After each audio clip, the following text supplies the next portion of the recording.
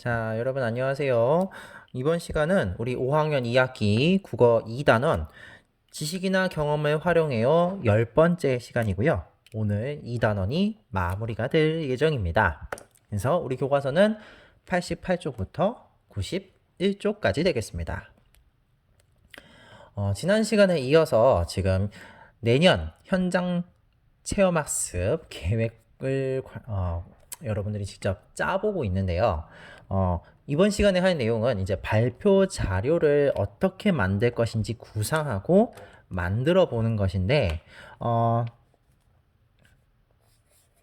이제 이렇게 발표 자료를 만든다고 할 때 제일 중요한 건 형식입니다. 그래서 여러분들 사실 이제 다음 주부터는 학교에 매일 등교를 하기 때문에 여러분들이 이런 활동을 해보기가 굉장히 수월한 상태인데요. 여러분들이 보통 많이 쓰는 방법이 요새는 이거더라고요. PPT를 활용해서 자신의 생각이나 그런 어떤 조사한 내용을 발표하는 방식. 또 생각보다 PPT를 잘 만들어 오는 친구들이 굉장히 많습니다. 근데 이것뿐만이 아니라 여기 다양한 방법들이 나와 있거든요. 같이 한번 보도록 하겠습니다. 그래서 컴퓨터 프로그램을 활용해서 사진, 동영상을 보여주는 것.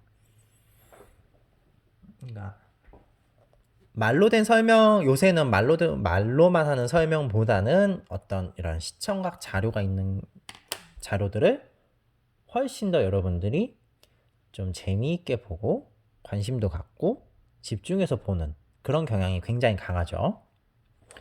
두 번째는 안내 책자도 좋은 방법이에요. 안내 책자를 만들어서 나누어 주면 이것을 중심으로 발표를 하는 거죠. 그러니까 친구들에게 안내 책자 자료를 다 나눠준 다음에 그거에 대해서 설명하는 발표, 이런 형식으로 소개를 할 수도 있다는 것이죠.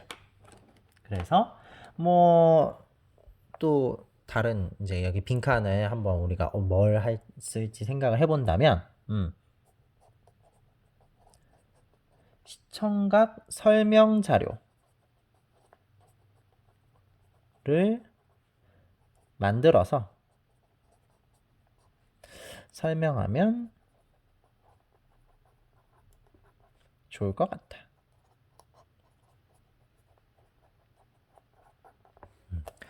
확실히 여러분들이 글만 읽는 것보다는 이런 다양한 볼만한 자료도, 시청각 자료가 있으면 여러분들이 확실히 더 집중을 잘 하게 되죠.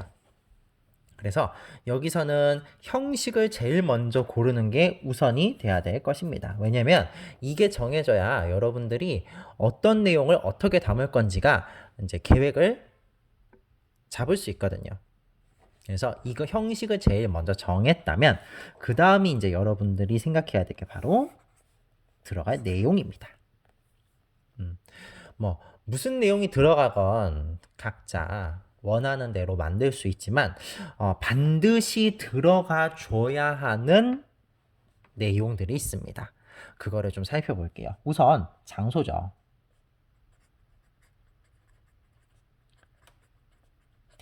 체험학습 장소가 어디인지 알려줘야 돼요. 특히 미안합니다. 이럴 때는 지도를 같이 보여주면, 지도도 같이 보여주면 친구들이 훨씬 더 이해하기 쉽겠죠. 아직까지는 여러분들이 강원도다, 어디 전라도다, 아니면 경상도다 이렇게 얘기를 하면 대충 지도에 그려지는 친구들도 있지만 아직은 좀 어려워하는 친구들도 있단 말이죠. 특히 특정 지명을 얘기를 하면 모르는 친구들이 대부분일 수 있기 때문에 지도를 같이 보여주는 것이 좋습니다. 그리고 또 이것도 중요하죠. 교통편 어떻게 갈 것인가. 특히 이때는 이동 시간도 같이 알려주면 좋겠죠. 특히 이런 이동 시간을 알려줘야 하는 이유는요. 너무 먼 곳이면 멀미하는 친구들은 이제 미리 준비를 해야 되잖아요. 멀미약을 먹을지 말지에 대해서. 그래서 이동 시간을 같이 알려주면 그런 친구들은 대비를 할 수가 있을 겁니다. 그리고 관람 시간, 즉 언제부터 언제까지인지. 이런 내용들이 들어가면 이제 관람을 만약에 여기로 정해질 경우에 여기를 관람할 때 그러면 내가 몇 시부터 몇 시까지는 무엇을 보고 몇 시부터 몇 시까지는 무엇을 보고 세부적인 계획을 세울 수 있게 되는 거죠. 그 외에 이제 또 생각해 볼 게 입장료. 만약 있다면 입장료. 그리고 또 추천 코스. 이런 것들은 이제 정말 그야말로 추천이죠. 여기가 이러이러한 게 좋으니까 이런 것들을 관람하면 또는 체험 부스를 도시면 좋을 것 같습니다. 이렇게 추천해 주는 것도 좋습니다. 그리고 준비물. 여기를 가게 됐을 때 어떤 준비물이 필요한지 이야기해 주면 좋겠죠. 이것들은 거의 기본으로 들어가야 될 것 같아요. 이 외에 여러분들이 또 추가하고 싶은 내용은 추가를 해도 좋습니다. 그러니까 정말 필수적인 핵심적인 내용을 꼽자면 이 정도가 되겠네요. 자, 그래서 이제 여기 박스 같이 한번 보시면 현장 체험 학습과 관련해 친구들이 궁금해할 내용이 무엇일지 떠올려 봅시다. 자, 이거는 어떻게 하는 걸 추천하냐면요. 내가 이 설명을 들었을 때로 입장을 바꿔보는 거예요. 그래서 친구들이 궁금해할 내용. 내가 보통 궁금해하면 친구들도 궁금해해요. 그렇기 때문에 내가 이 설명을 들었을 때 뭐 궁금한 점이 없나를 생각해 보면 쉽게 찾을 수 있습니다. 그리고 자신이 제안한 장소를 친구들이 고르게 하려면 어떤 점을 드러내는 것이 좋은지. 그렇죠? 그러니까 약간 어찌 보면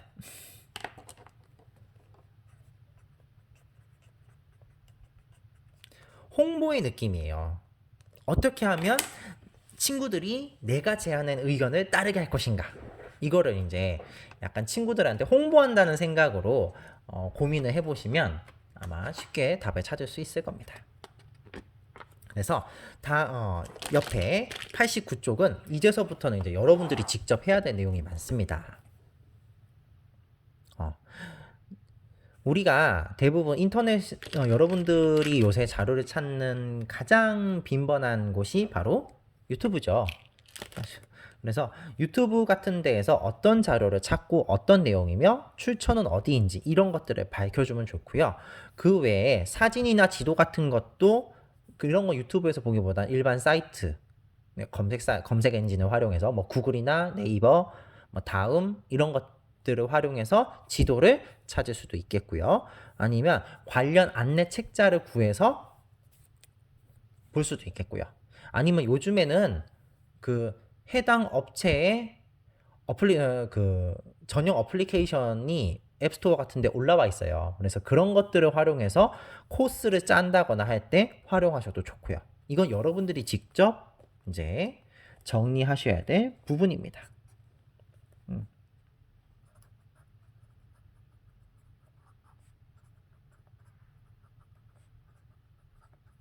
네.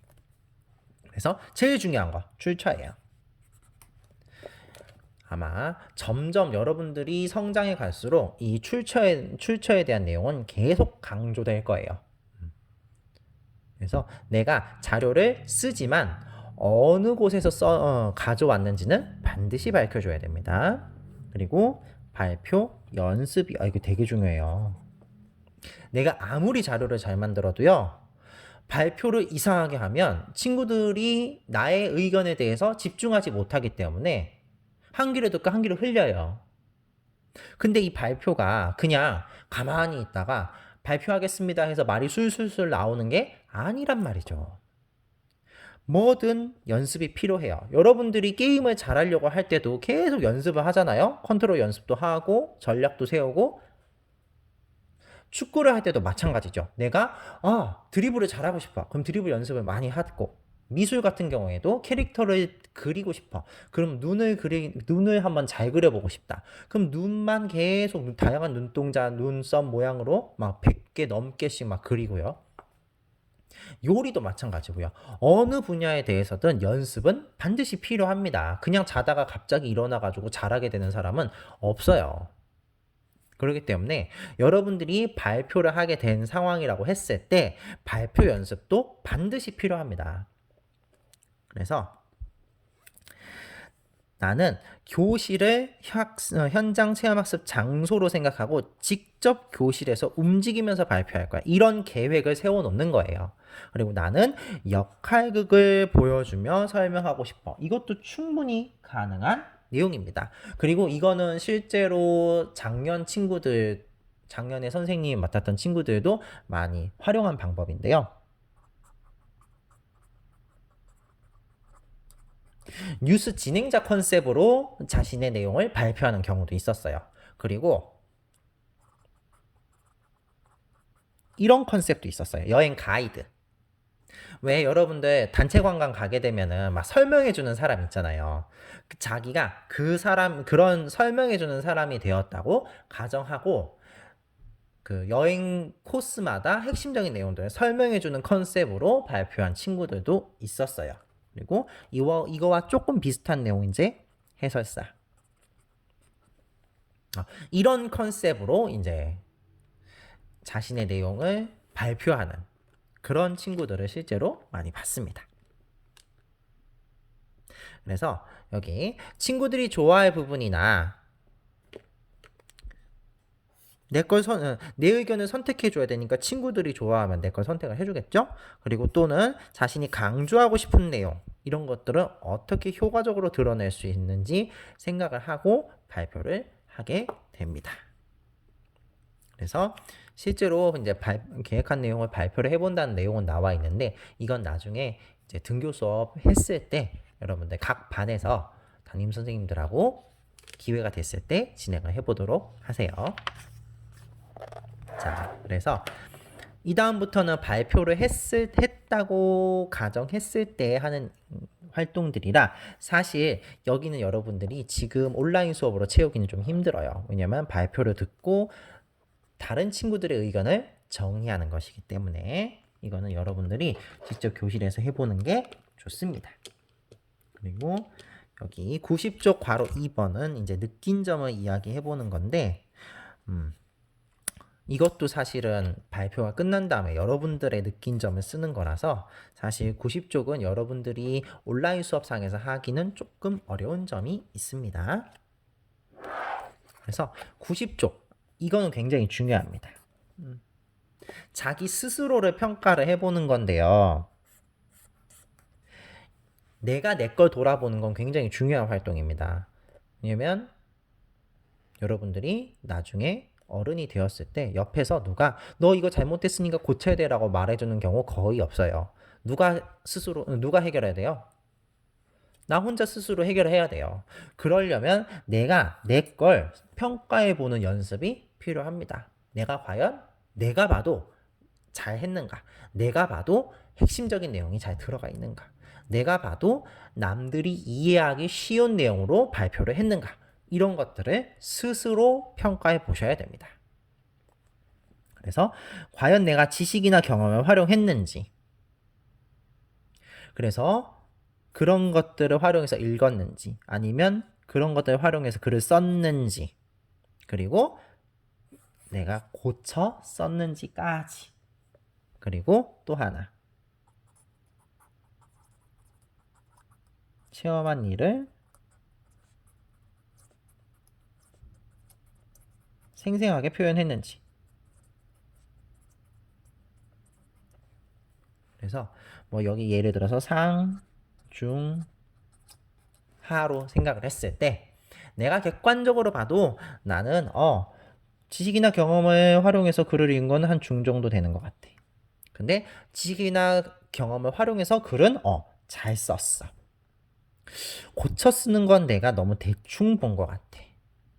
대신에 생생하게 체험한 내용을 잘 표현했어. 이런 식으로 본인이 한번 이번 단원을 싹 돌이켜 보면서 나의 활동은 어땠는지 한번 평가해 보는 시간을 마지막으로 우리 2단원 내용을 마치도록 하겠습니다. 그래서 여러분들이 이제 다음 단원이 3단원인데요. 3단원은 의견을 조정하며 토의해요입니다. 이 토의는요, 굉장히 여러 방면에서 활용하게 되는 내용입니다. 쉽게는 친구들하고 모여서 뭐 먹으러 갈지 할 때도 쓰이는 대화 방법이고요. 그리고 회사에서 어떠한 일을 결정할 때 쓰이고요.